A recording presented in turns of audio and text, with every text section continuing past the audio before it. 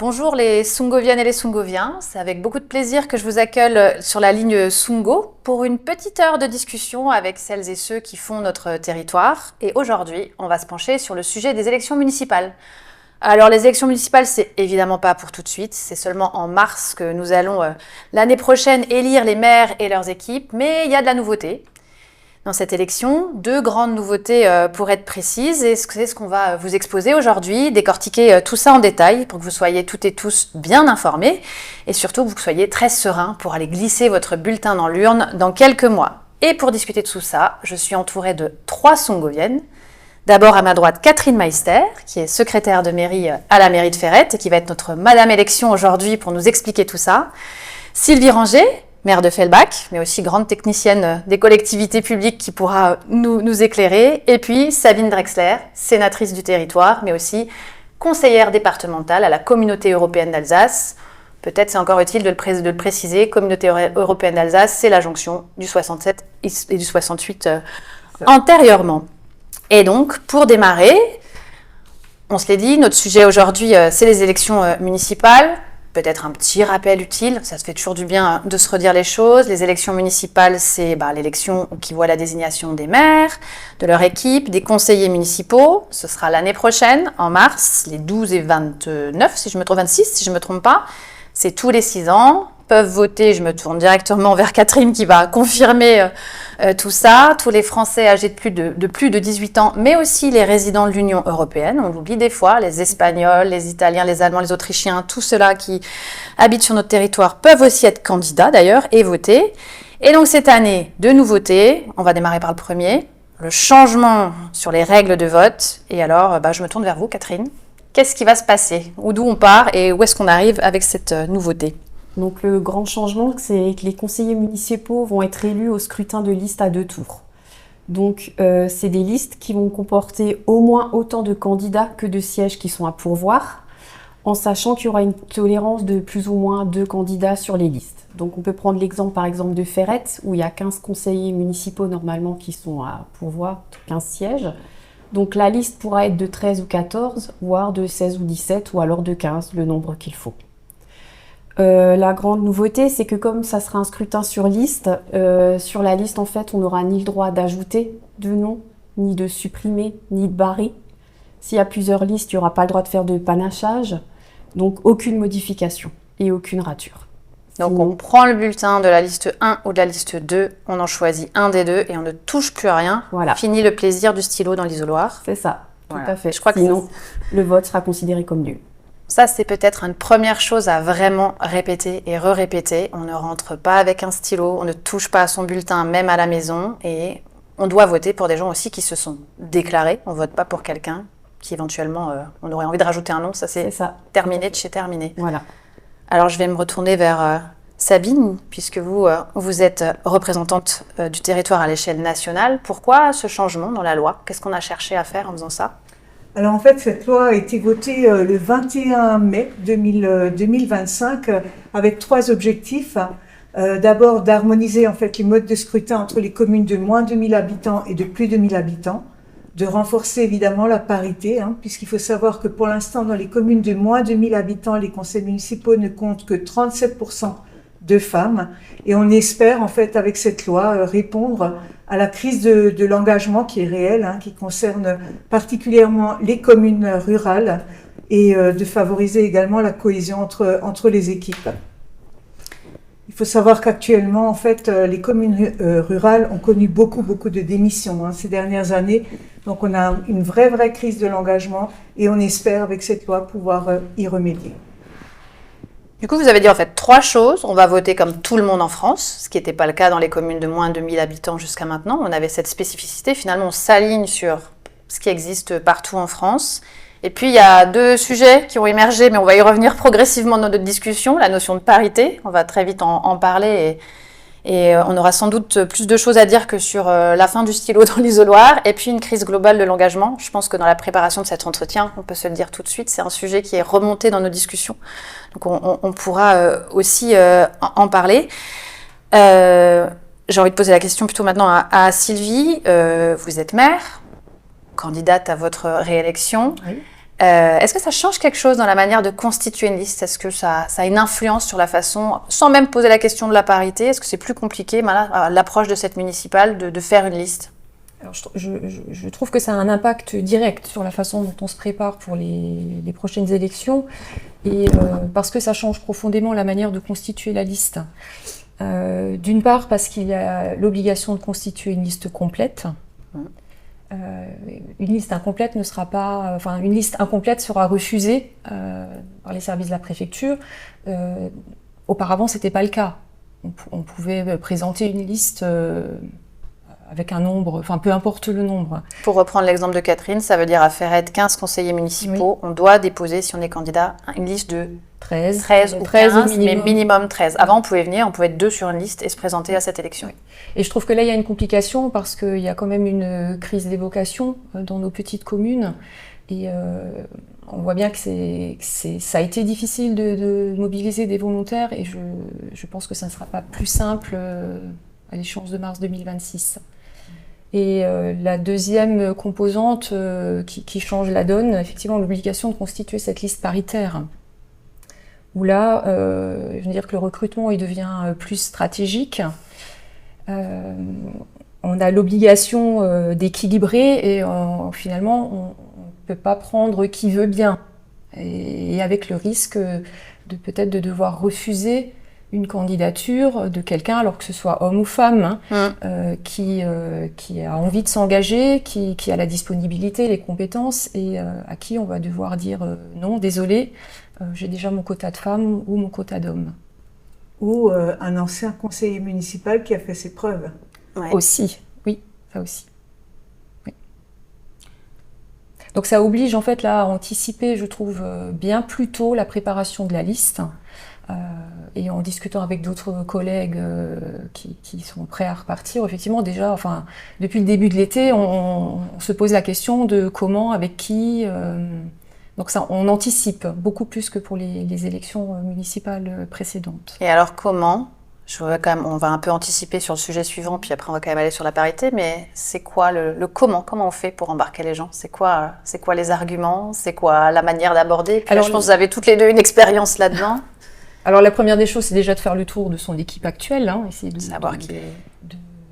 remotiver ses colistiers, et puis effectivement de rechercher de nouvelles candidatures. Et puis là, on va au-devant des habitants en leur posant la question. De ceux dont on sent qui sont déjà impliqués et qui auraient envie d'en faire un peu plus. Confirme. Je trouve qu'aujourd'hui, en fait, on a un vivier de personnes prêtes à s'engager qu'on peut repérer, par exemple, pendant des événements comme les journées citoyennes. Ou alors, vous avez des personnes aussi, des habitants, qui se mettent spontanément à la disposition, en fait, du maire pour aider à réaliser des chantiers. Vous avez également des personnes qui sont investies dans des associations.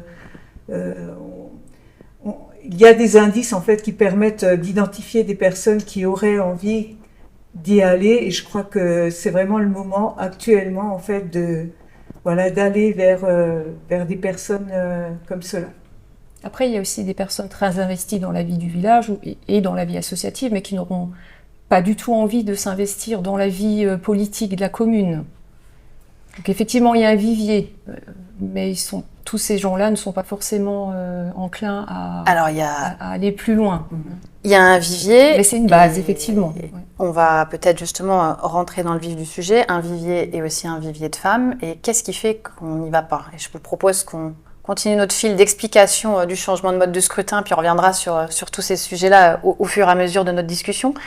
Peut-être juste parce que l'objet de notre échange aujourd'hui, c'est aussi d'être un peu pédagogique pour tout le monde sur ce premier sujet, parce qu'on a dit qu'il y avait 2 grandes nouveautés. Changement de liste, il faudra donc retenir qu'il y a des listes complètes, comme vous l'avez dit, 1, 2, 3 listes. Je ne pense pas, vu ce que vous décrivez toutes les deux, qu'on aura 3 listes dans les communes, même 2, voilà. Et surtout, on ne vient pas avec son stylo dans l'isoloir, c'est quand même ça, et désolé pour la déception que ça génère pour un certain nombre de personnes, mais c'est terminé. Juste avant de parler de parité, moi j'ai une dernière question, en tout cas sur les élections pour Catherine. Est-ce que vous sentez déjà, et vous m'aviez dit que oui, ça commençait à bruisser, un intérêt pour les élections municipales, notamment à travers l'inscription sur les listes? Quand même, les gens pensent à s'inscrire. Vous pouvez peut-être juste redire en 2 mots. il faut s'inscrire sur les listes municipales, sur les listes électorales, pardon, et comment ça marche et où est-ce qu'on fait ça? Donc en fait, effectivement, on voit qu'il y a des personnes qui arrivent, des nouveaux habitants et qui souhaitent en fait s'inscrire parce qu'il y a des élections qui vont approcher. Donc il suffit simplement, ça peut se faire tout simplement sur le net, en tapant liste électorale et on s'inscrit sur le site service public. Ou alors tout simplement en venant en mairie et puis on vous donne un formulaire. Il faut donc y joindre la copie recto verso de votre carte d'identité et une facture qui prouve en fait que vous vivez à Ferrette, ou alors un avis d'imposition pour dire que vous êtes en fait propriétaire sur Ferrette, pour pouvoir Ferrette tout le monde, quoi. Et il n'y a plus de date limite, on peut faire ça jusqu'à la quasi dernière minute? Oui, il y a des dates qui sont fixées en fait en fonction des élections, mais en fait tout au long de l'année maintenant on peut s'inscrire sur les listes électorales, il n'y a plus de date limite. Il n'y a plus de 31 décembre pour l'élection. Tout à fait. Ok, merci. Du coup, je vous propose d'aborder le deuxième sujet, qui est la deuxième nouveauté qui fait pas mal parler aussi. Il y a le stylo et il y a la parité quand même, qui suscite un certain nombre de questions. Je vous l'ai dit en préparant cet entretien, moi j'ai été assez étonnée de voir ce que la parité pouvait soulever dans les débats de famille, dans nos entourages, la réaction quant à cette disposition qui, alors là encore, Sabine nous le précisera sans doute, on ne fait que s'aligner, c'est ce que vous avez déjà dit sur ce qui se passe partout en France. Et pourtant, ça suscite des commentaires, plus ou moins sympathiques d'ailleurs, de qu'est-ce qu'elles nous embêtent, pour rester polis, si elles veulent, elles ont qu'à y aller, ça sert à rien, la parité. Du coup, ce que je vous propose, c'est d'abord même se dire pourquoi la parité et comment ça va se mettre en place. Non, peut-être quand même Catherine d'abord. Ça veut dire quoi la parité sur les listes? Je veux bien que vous nous redisiez. Donc, on a notre liste de 15 noms à Ferrette et donc la parité, c'est simplement que la liste doit être composée alternativement d'un candidat de chaque sexe. Donc si on reprend maintenant, par exemple, 15 sièges, on peut très bien avoir 8 femmes et 7 hommes. Donc on commence par femme, homme, ou alors 7 hommes et 8 femmes. Homme, femme, homme, femme, homme, femme. Il faut que ça se mette sur la liste, effectivement, dans cet ordre-là. Tout à fait. Le premier ou la première sera forcément le maire ou la maire?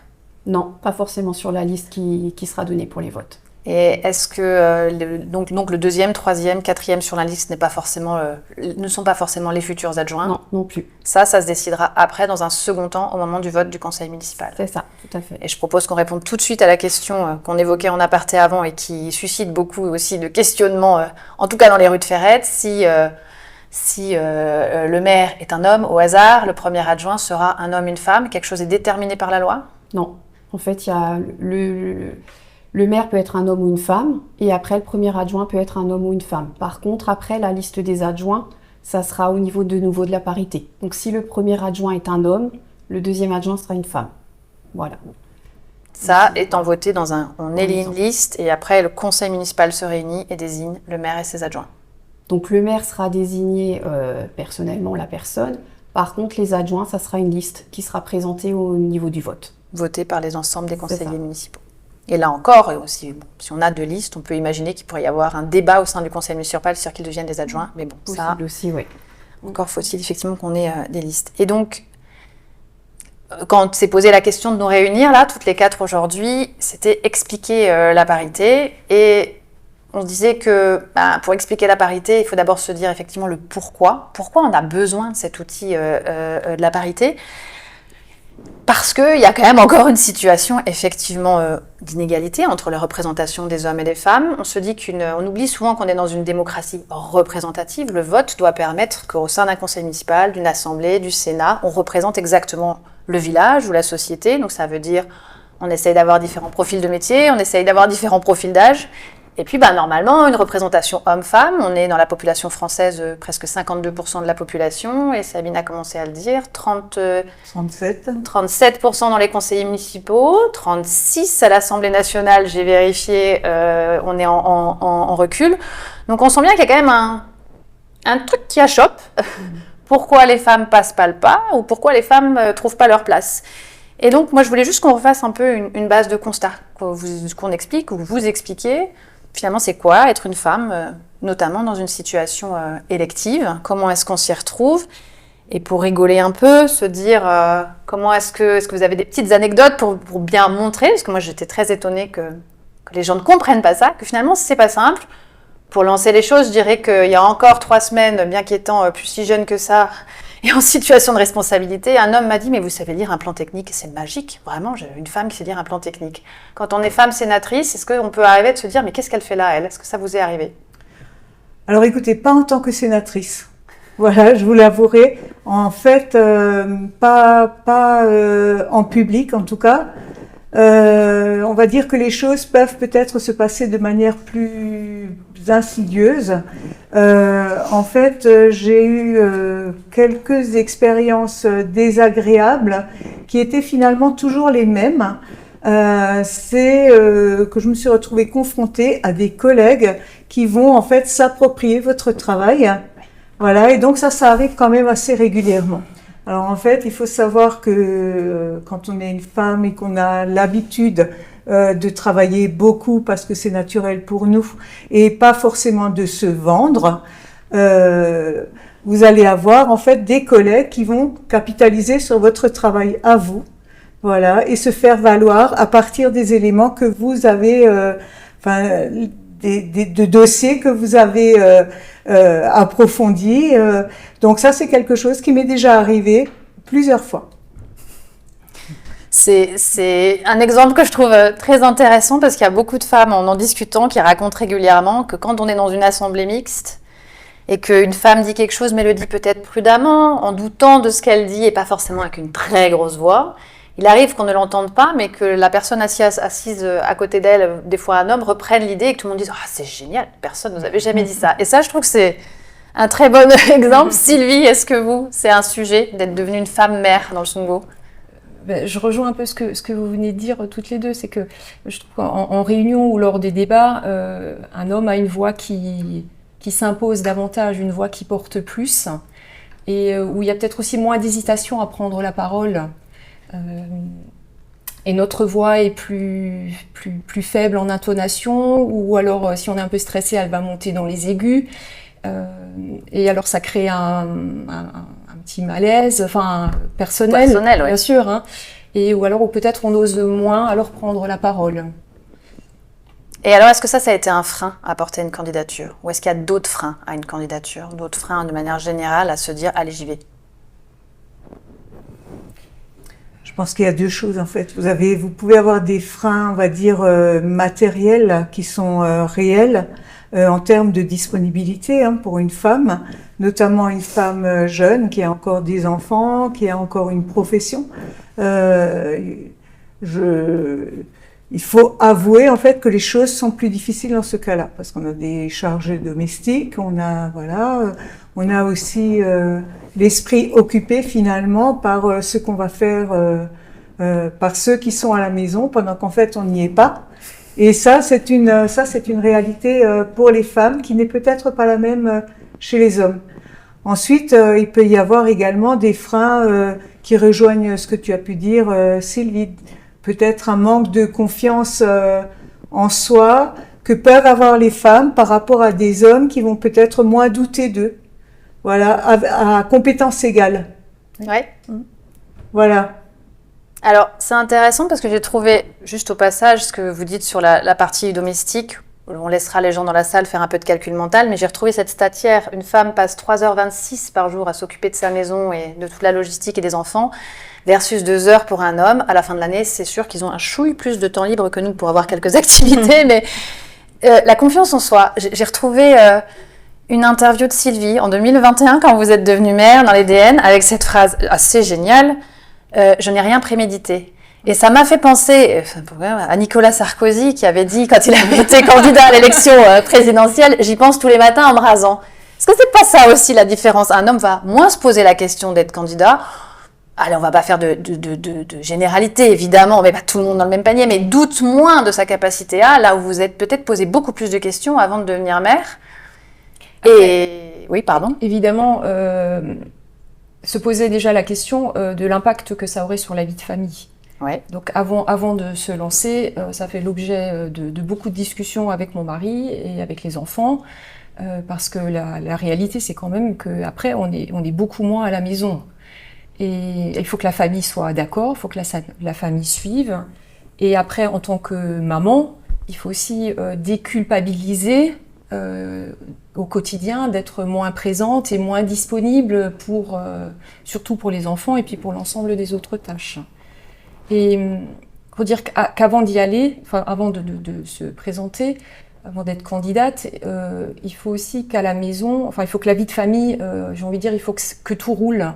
On peut pas effectivement, enfin c'est plus difficile de s'engager si on a des enfants qui sont petits, avec le côté scolaire à suivre, les véhiculer, les activités. Il faut que, enfin il y a un temps dans la vie d'une femme, je crois aussi, où on ne peut pas y aller, ou plus difficilement, et un temps où on est plus disponible. Et c'est là on peut peut-être donner un point à la parité. Vous diriez que probablement, peut-être que les hommes dans la salle qui nous écoutent viendront contester ça, mais probablement qu'on a un package à regarder avant de se lancer, et que la parité, du coup, c'est finalement le petit truc qui va nous dire « Allez, j'ai pas vraiment le choix, j'y vais ». Donc la première fois, c'est difficile de se lancer, mais là, la deuxième fois, finalement, eh ben, vous y allez avec plaisir et en se disant « Bah oui, je suis faite pour ça, autant continuer le job ». Mais finalement, est-ce que la parité, ça n'a pas été le petit tremplin, le petit coup de pouce pour qu'en tant que femme, vous vous lanciez? Pas forcément dans votre situation précise, c'est peut-être pas un sujet de parité. Mais je pense que la parité va ouvrir des portes, certaines, cette parité obligatoire va ouvrir des portes pour certaines femmes. À des femmes qui n'auraient peut-être pas été sollicitées ou peut-être pas osé y aller. Oui. Et c'est là où je vais faire un rebond vers Sabine, c'est que, et c'est parfait comme transition, soit elles n'osent pas, et finalement la parité, ça les oblige, et elles se lancent, et elles se disent, bah, tiens, finalement, pourquoi pas, et je continue. Ou alors, on ne les aurait pas sollicitées. La création des binômes sur le conseil départemental, on va se le dire, s'il n'y avait pas eu un binôme paritaire, très probablement que nous aurions un conseiller départemental ici. Parce que finalement, on n'aurait pas cherché beaucoup plus loin. Il y avait beaucoup de candidats, et sans doute pas beaucoup de candidates qui avaient levé la main. Non, mais absolument. Donc en 2015, vous avez eu une réforme. Les cantons ont été fusionnés. Là où vous aviez auparavant un conseiller général dans un canton qui avait une taille, on va dire, somme toute, assez modeste, la loi a décrété qu'en fait, là, il faudrait un binôme, un homme, une femme. Aucun ne serait le remplaçant ou le suppléant de l'autre. Charge à eux de s'entendre. Voilà, donc... dans mon cas, en 2015, j'ai été contactée par, à l'époque, Nicolas Gendère. C'était en 2014. Je ne pensais absolument pas, ça ne figurait absolument pas dans mon plan de carrière de devenir un jour conseillère générale. J'avais ma profession, j'étais élue dans ma commune à Durmenac depuis 1995. J'étais adjointe au maire depuis 2001. Ça me convenait tout à fait. Par contre, en 2015, lorsque Nicolas m'a appelée, je dois vous avouer que je me suis posé effectivement beaucoup de questions. J'ai demandé un temps de réflexion. Il m'a fallu, je crois, à peu près 15 jours pour me poser la question de savoir si j'en serais capable ou pas. Et finalement, j'ai dit oui. Je ne savais toujours pas si j'en étais capable ou pas. Voilà. Donc, j'ai dit oui pour finalement vérifier. Et je me suis rendu compte avec l'expérience qu'en fait, j'y arrivais, j'arrivais à faire aboutir des projets et en plus, je prenais beaucoup de plaisir à ce que je faisais. Et en fait, nous avons été réélus tous les deux avec Nicolas en 2021, voilà, avec le meilleur score du département, ce dont nous étions assez fiers. Et je dois dire que ça a changé ma vie, ça a vraiment changé ma vie. Parce qu'en fait, je pense que si je n'avais pas été élue conseillère départementale en 2015, je ne serais certainement pas sénatrice aujourd'hui. Voilà. Donc, je n'y ai pas pensé. S'il n'y avait pas eu la parité obligatoire, je n'y serais pas. Voilà. Donc, je me pose la question aujourd'hui de savoir si effectivement cette parité, on va dire, un peu contrainte, n'est pas le seul moyen d'y arriver. Ah, ça, j'allais y venir sur le seul moyen, mais j'avais d'être aussi un peu provoque. Vous avez été élu 2 fois sur des scrutins de liste avec parité obligatoire, que ce soit le Sénat ou la CEA. N'êtes-vous pas le pot de fleurs du Sungo? Avez-vous vraiment des choses à dire? Est-ce que vous ne pouvez pas vous taire vu que vous êtes là parce que vous êtes une femme et ça suffit bien? Le problème, c'est qu'en fait, les premières années, lorsque les femmes ont été élues, on va dire, grâce à la parité, grâce à la loi, certaines ont été accusés en fait d'être là pour faire potiche, quoi, hein, pour être posés à côté de l'élu référent. C'était la blague d'ailleurs. Quel est le féminin de candidat? C'est suppléante. Oui, tout à fait, tout à fait. Et alors, je dois dire que j'ai beaucoup de chance parce qu'en fait, avec les personnes avec qui j'ai été élue, que ce soit Nicolas Gendère comme Christian Klinger, je me suis retrouvée avec des personnes qui sont très respectueuses, avec qui je n'ai jamais eu aucun problème de ce type. C'est-à-dire que nous travaillons vraiment ensemble, nous sommes complémentaires, chacun laisse sa place à l'autre, aucun n'essaie de jouer des coudes. Ce n'est pas le cas partout. Il faut l'avouer aussi. Je connais des binômes en fait où ça se passe très mal, des binômes qui ont explosé en cours de route. Finalement, nous n'avons eu aucun problème à repartir ensemble. Et je crois qu'en fait, les élus de notre territoire sentent bien ça. En fait, sur le la collectivité européenne d'Alsace aujourd'hui, en fait, nous sommes en charge de 64 communes avec Nicolas. Je dois avouer qu'en fait, je n'ai jamais eu aucun souci de ce type. Et vous le disiez, je me demande si c'est le seul moyen. Alors pour moi, la parité, c'est plutôt un outil transitoire pour revenir à une situation effectivement d'égalité. Un outil peut-être imparfait, mais qui a le mérite quand même de faire bouger les lignes. Qu'est-ce qu'on pourrait imaginer d'autre pour... Et là, on va peut-être aller plus globalement d'ailleurs sur le sujet de l'engagement et de cette crise de l'engagement pour trouver des candidats et des candidates. Qu'est-ce qu'il y aurait d'autres moyens pour faire donner envie aux femmes et plus globalement aux hommes et aux femmes de s'engager? Moi, je pense que ce qui effraie aussi dans le fait de s'engager, c'est l'après-élection. De dire, je me retrouve seule et là, il serait peut-être intéressant d'arriver à créer un environnement peut-être un peu plus rassurant sur l'après-élection.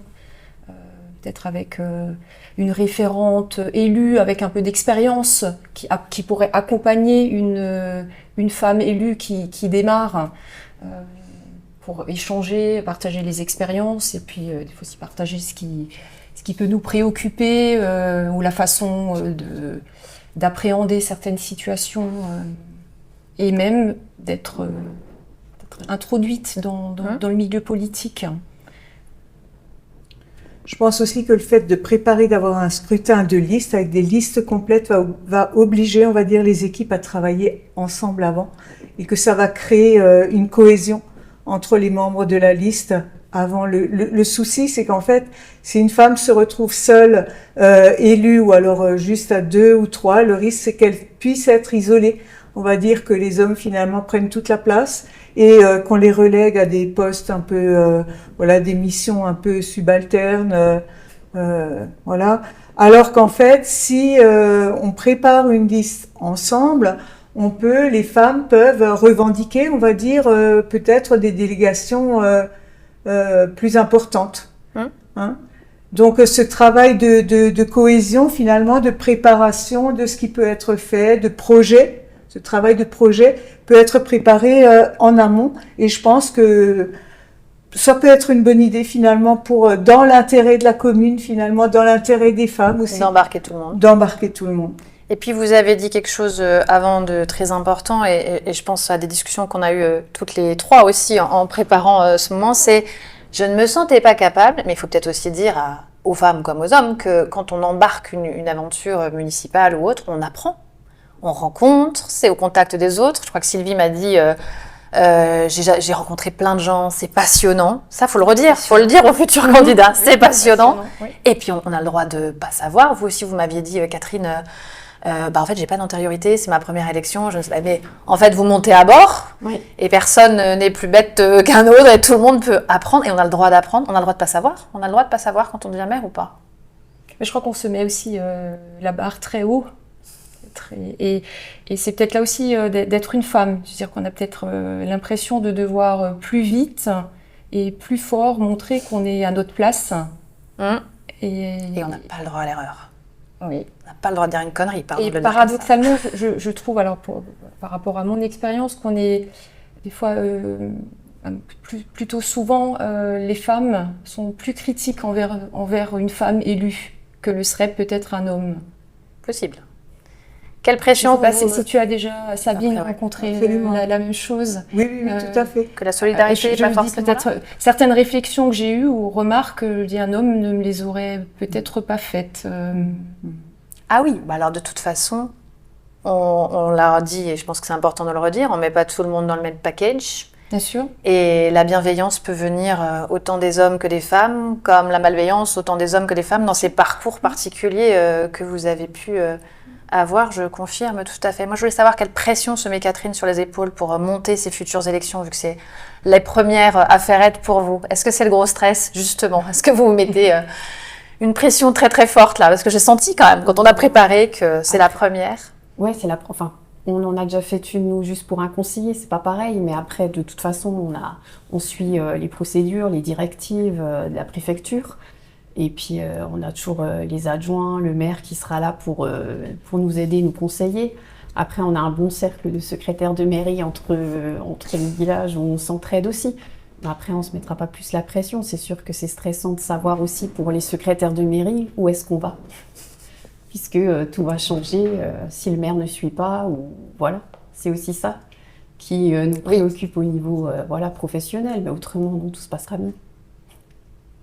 Et peut-être pour englober et aller un peu vers une conclusion, se dire, on a parlé donc de ces grands changements, et il y a le sujet donc de l'engagement en général. Moi, je me disais qu'il y avait, comment on embarque, vous l'avez un peu dit, il faut bosser ensemble, monter un projet, aller chercher les gens, repérer. Est-ce que vous sentez positivement ou négativement un changement à travers les générations? Parce que ça fait maintenant quelques années que vous êtes engagées toutes les deux. Les plus anciens, votre génération, les plus jeunes. Qu'est-ce que vous sentez comme dynamique là-dedans? Alors, ce que je constate, c'est que on a l'impression d'avancer. On a l'impression d'avancer et on se dit que les choses vont se faire toutes seules, naturellement, que les femmes, finalement, vont se lancer plus facilement puisqu'elles auront constaté que on va dire que celles qui les ont précédées, finalement, ont survécu. Donc, elles vont y aller. Et dans les faits, non, malheureusement. On a l'impression qu'il y a une espèce de plafond. Vraiment, je me suis rendu compte de ça. J'ai vécu quand même déjà quelques élections, mais je me rends compte que ces freins, on a vraiment du mal à les dépasser, en fait. Les femmes ont toujours cette crainte, en fait, de se lancer, cette pression qu'elles se mettent, surtout les femmes jeunes, parce que bon, c'est vrai qu'il y a une réalité. La famille est là. Il faut absolument, tu l'as dit Sylvie tout à l'heure, en général, avant de s'engager, il faut avoir l'accord de son conjoint, de ses enfants, parce que être engagé, ça demande énormément de temps, du temps qu'on va pas passer avec sa famille, des renoncements aussi. Et ces renoncements, en fait, ce sont les mêmes pour toute la famille. Donc, être une femme jeune, avoir encore des enfants petits ou même adolescents, vous voyez, moi j'ai plusieurs mandats. Je peux vous dire qu'en fait, pour moi, les choses sont arrivées au bon moment. Mes enfants étaient grands. Quand on a l'esprit occupé par ses enfants, et en tant que maman, on a forcément l'esprit occupé par ses enfants, on ne pourra pas s'occuper des problèmes des autres. Donc, et ça, c'est pas normal. C'est pas normal parce qu'en fait, est-ce que dans les conseils municipaux, à l'Assemblée nationale ou au Sénat, est-ce qu'il ne faut avoir que des personnes qui ont 50 ans et plus? Je pense pas que ce soit une bonne idée. Les femmes jeunes ont des choses à dire, ont des choses à faire. Et moi, je crois qu'il y a un réel travail à faire sur le statut de l'élu pour faciliter les choses aux femmes. Il y a une manière différente aujourd'hui de faire de la politique pour donner accès aux femmes à des postes à responsabilité. Et là, on a encore du travail à faire, sincèrement. C'est assez terrible, mais je suis obligée de dire que je partage à 100% parce que je suis plus encore dans les très jeunes, mais je me dis que moi, j'ai arrêté ce sujet-là des mandats justement parce que la préoccupation, notamment des enfants, a pris le dessus. Il faut se dire quand même, les gens ne le savent pas, mais Le congé maternité n'existe pas pour une élue. Ça raconte beaucoup de quelle est la place dans tout ça. Et donc, vous venez de trouver une troisième vertu à la parité, oser se lancer, qu'on pense à solliciter les femmes, qui paraît déjà pas mal, mais aussi avoir des représentations de femmes qui sont dans des situations finalement de gérer, de pouvoir. Nous n'ayons pas peur du mot. J'ai eu une discussion assez folle avec un ado qui m'a dit l'autre jour, rien à voir avec la politique, s'il n'y a pas tellement de femmes architectes, c'est juste parce que les femmes ne savent pas faire ça. Mais non, c'est qu'en fait, il n'a juste pas beaucoup vu de femmes architectes pour juste se dire... Et de temps en temps, on a besoin de se dire, tiens, elle l'a fait. C'est tout à fait vrai. Donc, je peux le faire. Il y a encore du job là-dessus. Mais pour revenir à la question de l'engagement global et sur les nouvelles générations, là, par exemple, quand vous faites une liste municipale, est-ce qu'il y a des plus jeunes, hommes, femmes? Est-ce que c'est plus difficile d'embarquer, j'imagine que oui, quelqu'un qui a 20, 25, 30, 35 que 50, 55 parce qu'il y a un bout de vie qui est déjà passé? C'est encore une réalité, ça, ou pas? Moi, je ne suis pas tellement confrontée à ça. Non. Après, globalement, un jeune de 25 ans... il n'a pas trop le temps. Pas trop le temps. Et puis, ce n'est pas les préoccupations. Enfin, alors, soit c'est que ce jeune est encore en études, ou démarre dans la vie professionnelle, ou démarre sa vie de famille. Donc, il y a d'autres préoccupations et d'autres priorités. Après, et puis après, plus âgé, on m'a déjà dit, oh, mais maintenant, je suis trop vieux. ou je suis trop âgé, enfin, que ce soit homme ou femme. Bon. Mais j'ai pas tellement...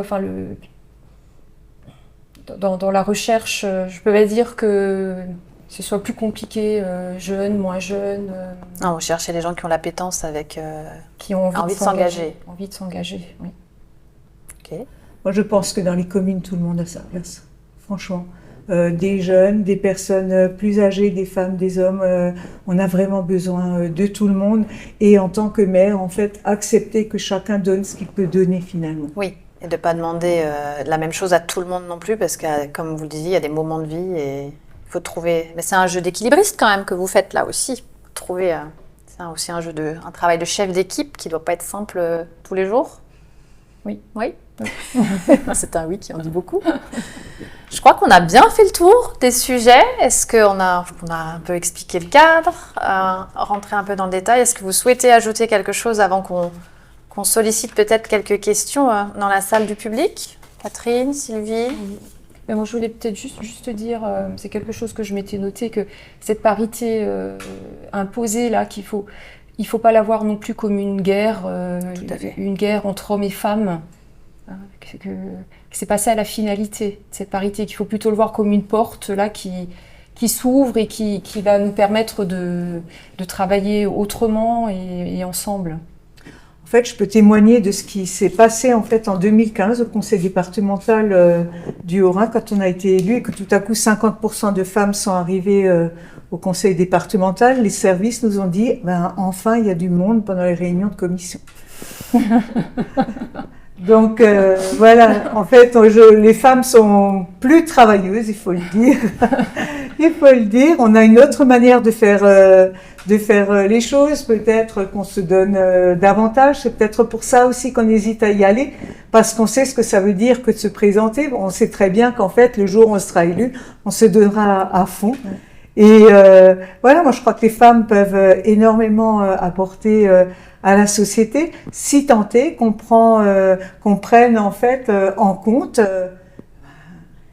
ce qui peut occuper l'esprit des femmes en dehors de la vie publique.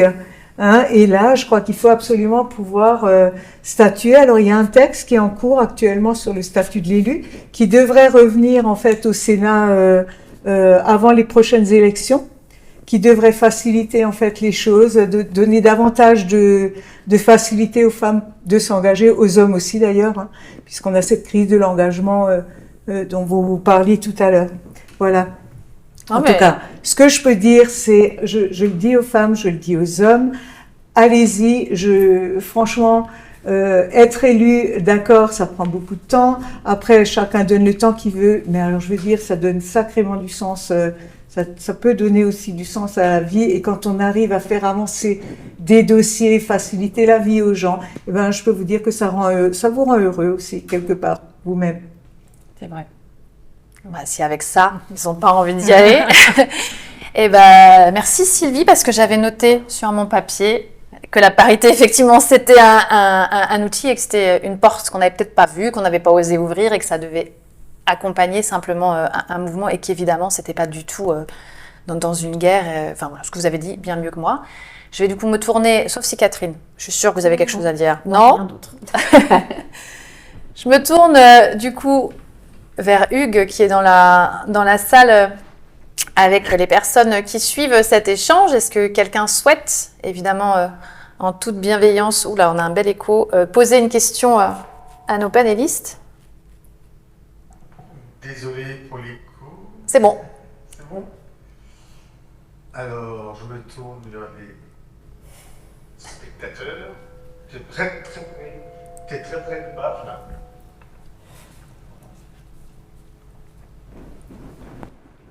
Bon, pas vraiment une question, mais d'abord un grand merci parce que même en connaissant un petit peu le sujet avant aujourd'hui, le débat, enfin la table ronde a été passionnant. C'est un peu difficile de parler parce que j'ai un écho monumental. Nous sommes en duplex. Donc un grand merci pour vos interventions et vos explications. Juste 2 mots par rapport à la parité. Dans nos communes, on a grosso modo autant d'hommes que de femmes. Donc je vois pas pourquoi dans les conseils municipaux, ça se retrouve pas depuis très longtemps. Donc sans doute que cette loi était complètement obligatoire pour y arriver. Ensuite, concernant la question de l'engagement, ça je pense que la problématique elle est peut-être malheureusement un peu plus importante pour les femmes que pour les hommes, mais elle concerne tout le monde. Et c'est vrai que je pense qu'une grande difficulté, c'est l'articulation entre les vies privées, familiales, personnelles et les engagements d'élus. Alors j'ai entendu que la vie d'élu c'était passionnant. Bon, il faut être honnête, hein, pas tous les jours non plus. Hein. Mais c'est vrai qu'il y a des moments intéressants. Après, je crois que j'ai oublié. Non, je crois que j'ai tout. Je vais rendre le micro à Hugues. En tout cas, merci beaucoup. Est-ce qu'il y a quelqu'un d'autre? Oui, je voulais juste faire vous interroger sur des remarques que moi j'ai eues d'élus femmes qui disent je ne me représente pas parce que j'ai le sentiment de ne pas avoir été au bout de mon engagement et que dans ces conditions, ça me déçoit. Je ne me réalise pas vraiment dans cet engagement et je préfère ne plus y aller plutôt que de me retrouver de nouveau dans cette situation. Qu'en pensez-vous? Moi, spontanément, je dirais qu'il y a un réflexe très féminin. Je n'ai pas atteint l'objectif, je suis une mauvaise élève, donc vaut mieux que je parte plutôt que de faire moins bien. Et j'aurais dû dire, bah non, il faut doubler le mandat, justement, il faut aller jusqu'au bout dans un deuxième mandat, parce qu'il faut quand même beaucoup de patience, quels que soient les mandats qu'on exerce. Il ne faut pas croire que on met une écharpe, on a un super pouvoir et tout se résout du jour au lendemain. Bien au contraire. Bah absolument, je veux dire, il y a une confiance qui s'acquiert au fur et à mesure, des compétences qui s'acquièrent au fur et à mesure, des contacts qui se prennent au fur et à mesure. Et il faut savoir qu'en fait, on ne fait rien seul. Moi, je sais qu'en fait, les projets que j'ai pu faire aboutir, c'était toujours, voilà, grâce à des collègues qui avaient des compétences complémentaires aux miennes. Et tout ça, ça se construit au fur et à mesure. Donc, ne vous contentez jamais d'un seul mandat. Moi, mon premier mandat, en fait, je veux dire, j'étais très modeste, je regardais, j'observais. J'ai un collègue qui me disait, tu verras, en fait, à partir du deuxième mandat, on commence à comprendre comment ça se passe, on prend de l'assurance au fur et à mesure, et c'est après, en fait, on se dit, ben voilà, les idées germent, on arrive à embarquer des gens avec soi, on va trouver les moyens de faire les choses. Non, ne vous contentez surtout pas d'un seul mandat. Est-ce que vous avez réalisé tout ce que vous aviez sur votre table de travail en 2020 à Fellbach? Alors, il reste encore énormément de choses à faire. Et je te rejoins, Sabine, en disant un mandat, ça passe tellement vite. Et le temps de s'installer dans sa fonction, de comprendre, de prendre les contacts, de découvrir les 6 ans de mandat. Enfin là, on est quasiment au bout. Et un mandat, ça suffit pas. Et puis, il faut apprendre, il faut se faire des alliés. Et puis, il y a la réalité du terrain, il me semble, où tu arrives maire et tu te dis, je vais aller là. Et puis, finalement, les faits font que, non, ce sera plutôt là. Donc, il faut du temps quand même pour qu'un projet, Alors, il faut le temps administratif. Il faut aussi s'adapter au fur et à mesure des situations qui se présentent, oui. Et on fait des choses qu'on n'avait pas forcément prévu de faire. Bien sûr, oui. Il y a des choses qu'on avait prévu de faire et qu'on n'a pas pu réaliser. Et c'est pas grave. C'est pas plus grave que ça, non, c'est vrai. Et des opportunités qui se présentent en cours de mandat aussi, Oui. de belles opportunités. Donc il y a aussi cette faculté de s'adapter, on va dire de saisir en fait les opportunités qui se présentent. Et c'est souvent les plus beaux projets en fait Oui. à ce moment-là qui peuvent se réaliser. Auquel on n'aurait pas pensé. Ouais. Oui, c'est vrai. Donc, il faut lui dire de repiquer, d'essayer. Autre chose, Hugues? En duplex avec le rez-de-chaussée, nous vous avons perdu. Oui, on est là. Première intervention sur le principe de parité et sur l'obligation faite par la loi. On constate dans notre société française que seule la loi peut faire évoluer les choses, que ce soit dans le monde de l'entreprise et encore plus dans le monde politique. Le bilan des élections départementales, sénatoriales avec l'obligation de parité a suscité de fait un vivier dans les communes de plus de 1000 habitants, de même. Donc on est un peu à la traîne. Peut-être que le milieu rural est un peu plus machiste. Ça sera peut-être un peu plus violent pour certains messieurs de céder des places. Mais je pense que la société d'aujourd'hui impose ce choix. Donc ça, c'est une prise de position. Moi, j'aimerais revenir par un questionnement sur l'engagement, alors qu'il soit du côté des hommes ou du côté des femmes, dans une société qui est de plus en plus violente, où on dit que l'élu doit être à portée de baffe. Ouais. Est-ce que cette violence et puis cette la complexité administrative ne sont pas des freins qui seront peut-être plus difficiles à surmonter pour certaines femmes que pour certains hommes, parce que eux, la confrontation, ils y vont peut-être plus naturellement. Je vous remercie de cette question parce que j'avais dans mes notes ce sujet de la violence, du rapport à l'institution qui quand même, moi je trouve, a assez changé dans les 2 décennies qu'on vient de voir. Avant, le maire, et c'était sans doute caricatural et peut-être pas souhaitable, était une espèce de notable intouchable où on était content, voilà, qui nous salue, etc. C'était peut-être too much. Mais là, on arrive à un truc où l'engagement est peut-être un peu ringard, compliqué. Et effectivement, il y a une dose de violence entre la farine qu'a pris un président de région il y a quelques années, mais aussi, peut-être moins dans vos mandats-là, mais des sujets de réseaux sociaux, dans certains mandats où on se fait très vite traiter de très jolis noms quand on est une femme. Est-ce qu'en tant que femme, on se fait vite le cuir? Est-ce que c'est dur, cette confrontation? Est-ce que vous l'avez déjà vécu? Moi, ce que je peux dire en ce qui me concerne les réseaux sociaux, j'ai toujours eu, on va dire, une grande méfiance à l'égard des réseaux sociaux. Je pense que c'est dû à la profession que j'exerçais, parce que finalement, je me rendais compte des dégâts des réseaux sociaux à l'époque sur mes élèves. Voilà, et donc je vais peu sur les réseaux sociaux. Je crois que quelque part, c'est une forme certainement de protection. Par contre, j'entends ce qui peut se dire. Et par exemple, ce qui peut circuler actuellement sur les sénateurs, m'a-t-on dit, cet été, avec des informations qui sont absolument fausses et des gens qui les croient. Et effectivement, je pense qu'en fait, Internet, les réseaux sociaux ont fait beaucoup de dégâts et peut effectivement effrayer les femmes. Là où Internet aurait dû, en fait, on va dire, simplifier les choses, ça les a beaucoup complexifiées. Ouais. Pareil pour les normes. C'est vrai qu'être élu aujourd'hui, c'est devoir se préparer en fait pour le moindre projet à devoir remplir des formulaires des pages et des pages de formulaires. Les demandes de subventions sont devenues absolument compliquées. Il faut pouvoir se faire accompagner pour y arriver. Donc ça, c'est une réalité qui effectivement peut effrayer. Et je pense qu'effectivement, il y a un travail à faire de simplification des normes et pareil, quoi, de nettoyage vraiment sur les réseaux sociaux, parce qu'autrement, vous allez avoir des gens qui vont jeter l'éponge.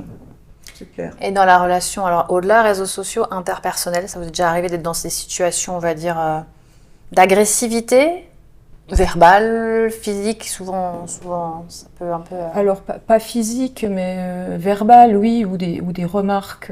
Et on s'y fait au bout de combien de fois? Je crois que au fil de l'expérience, on apprend on se forge une carapace, et puis on apprend aussi à relativiser, et puis peut-être aussi à y attacher un peu moins d'importance.